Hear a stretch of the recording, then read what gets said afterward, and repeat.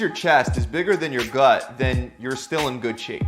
Obviously, I'm joking, but you may have heard this from one of your friends or on a muscle building forum online. And even though there's a lot more to being in good shape than just having nice pecs, the chest is one of the most noticeable muscle groups regardless of what you're wearing, and it's one of the first things that people will subconsciously pay attention to when you first walk through the door. Studies show that women are initially more attracted to men with a lower waist to chest ratio. And if you have a big prominent chest, you'll give off a vibe that makes you look stronger, healthier, and more confident. And having strong pecs goes a lot further than just enhancing your appearance. All throwing, swinging, and pushing movements are directly dependent on your chest and shoulder strength. So training your chest will help you be more efficient at many things, including simply getting up off the floor, pushing a stalled car, or even playing sports like baseball. And to give you the best results, I'm going to be going over some common exercises as well as some not so common chest exercises that you may have never even seen before. So you'll definitely want to stick around for those. But by far the number one exercise for a bigger, stronger chest is the bench press. You could perform the bench press on a flat, incline, or decline surface. But for this demonstration, I want to start with the incline bench press. The incline will focus more on your upper chest. So to set this up, you'll want to lay directly under the barbell and grab an overhand grip that's a few inches wider than shoulder width. I like to set my hands about thumb's distance from where the knurling starts. Before unracking the bar, you'll also want to retract your shoulder blades by pulling them back together, and you'll want to arc your back. But you don't want to arc so much that your hips rise up off the bench, as this can lead to a lower back or a neck injury. After getting into position, you'll want to unrack the bar and hold it directly over your chest. Then lower the bar down to your sternum while maintaining about a 45 to 75 degree angle between your elbows and your body.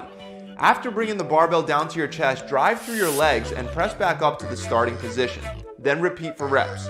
Now, a lot of people wonder how low you should go on the bench press. More specifically, if you should touch your chest on every rep or if you should stop before the bar touches your chest. And the answer is that it depends. If you have no problems going all the way down to your chest, then you can do that. But if you're one of the many people that feel discomfort in your shoulders when you're bench pressing, then you're better off stopping about 1 to 3 inches above your chest before returning the bar to that starting position. Also, keep in mind that this exercise can be done on a decline and a flat angle as well. With the decline, you would be aiming to bring the barbell a little lower right under your chest, trying to touch your upper abs with the bar. And for the decline, you'll be targeting more of your lower pecs. On the other hand, with the flat bench press, you would target both the upper and the lower chest more evenly. All three can be effective depending on what you're trying to do. And if you want to build a bigger chest, upping your weight and lifting heavy on the bench press is a must. Let's move on to a not so common chest exercise that primarily targets the upper chest, the landmine chest press. You'll want to start with the barbell elevated off the ground by propping one end up on top of a platform or a sturdy bench. Then you would kneel down and grab the bar with your hands clasped around it in a prayer position. You'll want to be leaning slightly forward towards the barbell with the bar under your chin, and then you'll want to stick your chest out while keeping your shoulder blades retracted and tight together. Then press the bar up until your arms are fully extended before returning back under your chin and repeating for reps. While doing this exercise, you'll want to really concentrate on squeezing your hands together to make it even more effective at hitting the chest. Next up, we have a longtime favorite isolation exercise, the dumbbell fly. Now, this exercise is not appropriate for everyone, and it can easily be done the wrong way, which can potentially injure your shoulders. So if you have had a shoulder injury in the past, or you just have nagging shoulder pain, I'll give you a variation in a second as well. But just like with the bench press, you can do this on a flat, incline, or decline angle, and you want to make sure to retract your shoulder blades before beginning. Once you do that, you can lay back and raise the dumbbells straight over your chest. Next, lower the dumbbells to your sides, following a wide arc-like path while maintaining a slight bend in each of your elbows.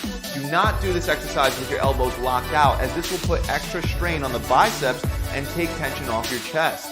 And to avoid shoulder problems, it's very important that you don't go down too far during the fly. We don't really want the dumbbells going any lower than even with the chest. Although you won't get that extra stretch, for most people getting that stretch is simply not going to be worth the risk of injury. But after bringing the dumbbells down to your side, return the dumbbells in the same wide arc-like path to the starting position over your chest. Then repeat for reps. Now, if this still bothers your shoulders, you can do a variation on the floor. The floor will stop your elbows and prevent you from going too low.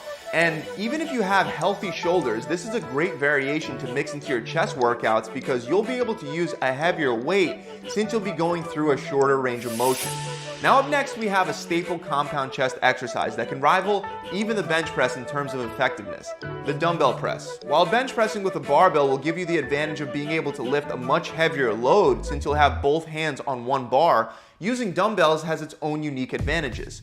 Since your hands won't be connected the way that they would with a barbell, your chest will be actively involved in keeping the dumbbells from spreading apart and falling out to your sides as you perform your reps. This is actually one of the main functions of the chest, and it's known as horizontal adduction.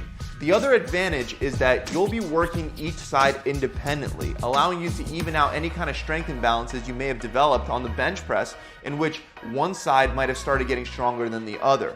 So to perform dumbbell presses correctly, we want to grab 2 dumbbells that are heavy enough to be challenging for you, and then place the dumbbells on your thighs close to your knees. Make sure to first retract your shoulder blades before lying back, and then as you lay back, raise each leg up one at a time to get the dumbbells right over your chest. Just like with the bench press, you'll want to arc your back without raising your hips off the bench and drive through your legs to press the dumbbells straight up over your chest. Then lower back down and repeat for reps. Now, another great dumbbell exercise that'll actually help you target your inner chest is the hex press. And I want to give you a great tip to make it even more effective at targeting those pecs. Just like with the dumbbell press, you would begin by thrusting the dumbbells off of your knees and bringing them up over your chest. But this time, you're going to have the dumbbells touching together in a neutral position. That tip that'll highly help you increase the tension on your chest is to really squeeze those dumbbells tight together throughout the whole exercise.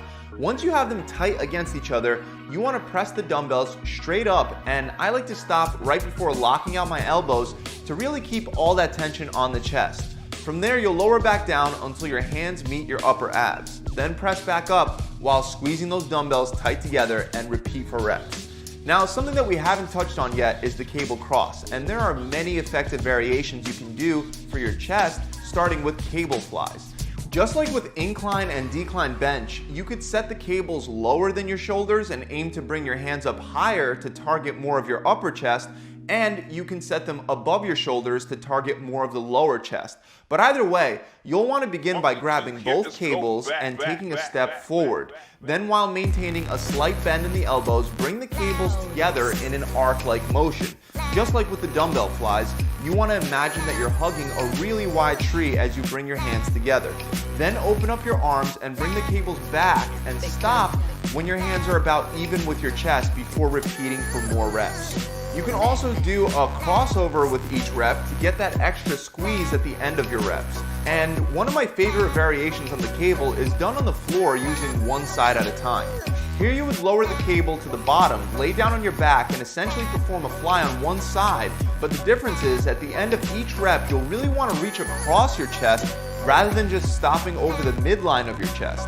This can help give you a great pump, especially when incorporated as a superset at the end of your workout. Now, for our final exercise, we have chest dips. Most people identify dips as a tri-tip exercise, and the amazing chest benefits are usually overlooked. Dips will work your entire chest, but they'll put extra tension on the lower part. And to better target the chest, you would perform this exercise just like regular dips on parallel bars, but you're going to purposely lean forward the whole time. So after you jump up and lock your arms out, you'll want to lean forward and lower your body until your shoulders are even with or just slightly under your elbows. Once you start going lower than that, you're risking a shoulder injury. So stop there and then extend your elbows until you're back up to that starting position. Then repeat for reps. Remember that if you can't do dips with your body weight just yet, you can always use a resistance band or a dip machine to help out until you're strong enough to do it by yourself. And if you're advanced, you can of course make it more challenging by strapping more weight to your body. That about wraps it up. I really hope you guys enjoyed this video. If you have, make sure you subscribe to the channel and hit that bell icon. Also, to maximize the results you get from the time you spend breaking down your chest at the gym, you'll need to make sure you're eating the right muscle building foods in the right amounts. All too often, people will work out without focusing on nutrition, or they'll just eat as much as they can.